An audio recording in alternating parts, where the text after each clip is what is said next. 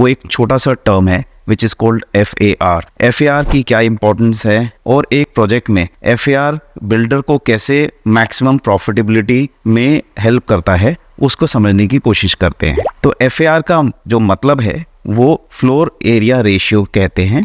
एक particular land और उसमें कंस्ट्रक्शन की हुई बिल्डिंग के रेशियो को नापने का एक तरीका है। तो FAR का अगर हम प्रॉपर्टीज में प्लॉट्स को समझें, गवर्नमेंट की तरफ से हमारा FAR वहाँ पर 2.6 कहीं पर सुनते हैं, तो इसका मतलब ये है कि 300 गज के प्लॉट के ऊपर 2.6 मतलब 300 square yards into 2 which is 600 और 0.64 को भी मल्टीप्लाई कर देंगे तो लगभग 700-800 स्क्वायर यार्ड्स की कंस्ट्रक्शन अलाउड होती है। FAR का कॉम्बिनेशन है 2.4 या 2.6। ये in addition to the granted FAR है, मतलब कि अगर 110, 120, 130 का FAR आ रहा है उसमें लगभग 100, 110, 120 का फर्दर परचेज किया जाता है गवर्नमेंट अथॉरिटी से, ताकि उसमें हम एडिशनली कुछ कंस्ट्रक्शन करा सकें। अब अगर किसी प्रोजेक्ट में FAR ज्यादा है तो बिल्डर को उसी पर्टिकुलर प्लॉट ऑफ लैंड में मैक्सिमम कंस्ट्रक्शन करने की परमिशन मिलती है, जिसकी वजह से उसकी प्रॉफिटेबिलिटी इंक्रीज हो जाती है। अगर उसका FAR